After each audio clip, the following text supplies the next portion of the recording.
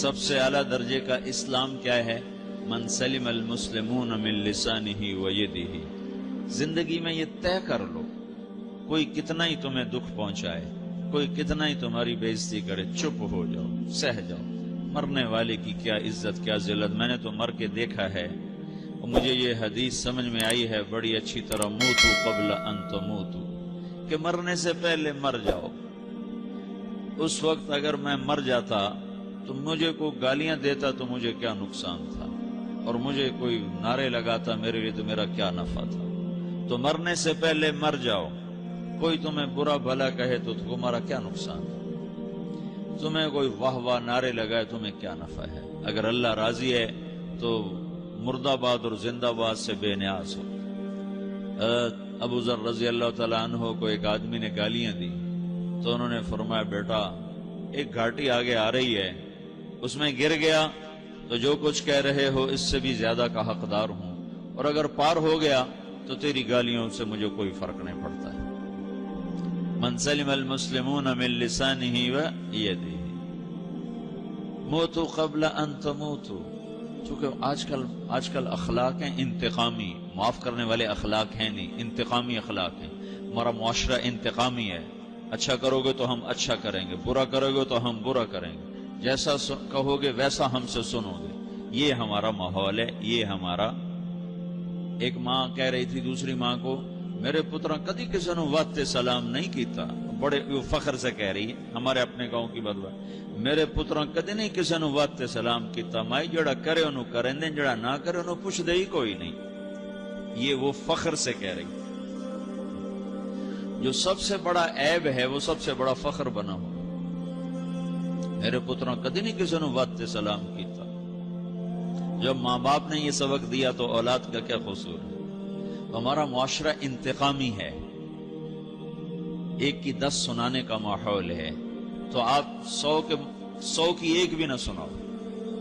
احنف بن قیس رضی اللہ تعالیٰ عنہ پہ ایک آدمی نے چڑھائی کر کہنے لگا، ایک سناؤ گے نا تو 10 سنو گے میری طرف سے۔ تو احنف بن قیس کہنے لگے، بھائی تو مجھے 100 بھی سنائے گا نا تو میری طرف سے ایک بھی تو نہیں سنے گی۔ ایک آدمی ان کی بڑی بےزتی کر رہا تھا اور وہ چل رہے تھے، اور وہ 100 گالیاں بک رہا ہے۔ جب آ گیا نا قریب شہر تو کہنے لگے، دیکھا میرا قبیلہ یہاں رہتا ہے، اگر کسی نے سن لیا نا تو تیری بڑی دھلائی کر دے گا، تو نے جو مجھے گالیاں دینی میں کھڑا ہوں یہیں تو دے لے، تو اپنا سارا زور پورا کر لے تاکہ آگے تجھے کوئی تکلیف نہ پہنچا دے میری وجہ سے۔ تو وہ پاؤں پہ گر کے معافی مانگنے لگا کہ واقعی تو بڑے حلم والا ہے۔ وہ مشہور تھے اپنے حلم میں، بردباری، اور لوگ ان کا امتحان لینے آیا کرتے تھے، کہ بھئی کوئی ہے جو احنف کو غصہ دلا دے، تو لوگ ناکام ہو جاتے تھے، ان کو غصہ نہیں آتا۔ ایسے ایک عرب سردار گزرا، معن بن زائدہ، وہ بھی اپنے حلم میں بڑے مشہور تھے۔ ایک دفعہ لوگوں میں شرط لگ گئی کہ کوئی ہے معن بن زائدہ کو غصہ دلائے تو ہم اس کو انعام دیں گے۔ تو ایک شاعر نے کہا، میں غصہ دلاتا ہوں، تم دیکھنا ایسے سیخ پا ہو جائے گا جیسے جانور۔ تو وہ چلا گیا اس کی مجلس میں، دربار لگا، عرب سردار تھا بہت بڑا، دربار لگا ہوا، تو کہتا السلام علیکم، وعلیکم السلام۔ تو معن بن زائدہ پر ایک دور بڑے فقر کا گزرا تھا، پھر اللہ نے اس کو بہت بڑی سرداری دی، بنو عباس کا بہت بڑا یہ وزیر گورنر تھا۔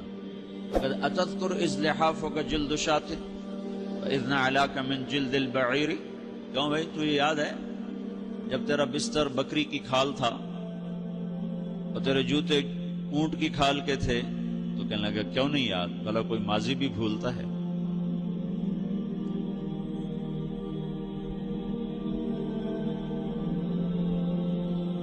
تو وہ کہنے لگا، پہلا وار تو خطا کا، فسبحان الذی اعطاک ملکا وعلمک الجلوس علی السریر۔ تو پھر ساری تعریفیں تو اللہ کی ہیں جس نے تیرے جیسے کو تخت پہ بٹھا دیا۔ کہاں بھئی ساری تعریفیں اللہ کی ہیں، میری تو کوئی اوقات نہیں۔ تو کہنے لگا، سأرحل عن دیار انت فیہا وان جار الزمان علی الفقیر، جہاں تیرے جیسا حکمران ہو وہاں مجھے رہنا گوارا ہی نہیں ہے، میں یہاں سے چھوڑ کے نکل جاؤں گا چاہے کتنی تکلیف اٹھاؤں۔ بڑے دربار میں یہ ایک گورنر اور وزیر سے بات ہو رہی ہے، تو وہ کہتا ہے، اچھا بھائی اگر تو ہمارے پاس رہے گا تو ہم تیرا اکرام کریں گے، اور اگر تو جانا چاہتا ہے تو پھر رافقت کا سلام، تو وہ یہ بار بھی خالی گیا تو پھر کہنے لگا فجد لی یبن ناقصۃ بمال،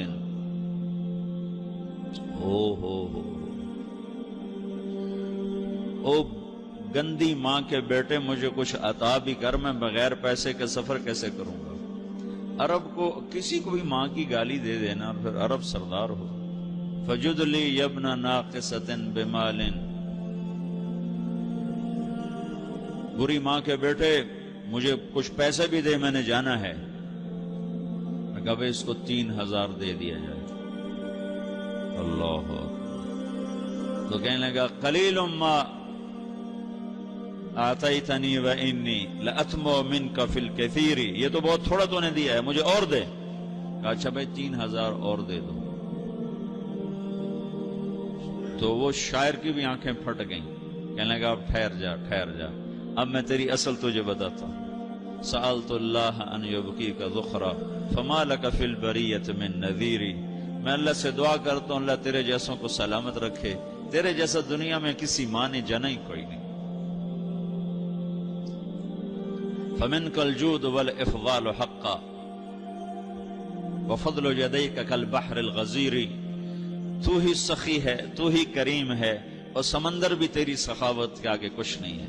تو نے کہا اچھا بھائی تو نے ہماری برائی کی، ہم نے تمہیں 6000 دیے، اب تو نے ہماری تعریف کی، اب 10,000 اور دے دو اس کو. باتیں ہی رہ گئیں، باتیں ہی رہ گئیں. کہاں سے لائیں ایسے لوگ؟ ہمارا معاشرہ انتقامی ہے، بدلہ لینے کا ہے، بدلہ لینے کا. تو میرے ساتھ کیا میں نے بھی کرنا ہے.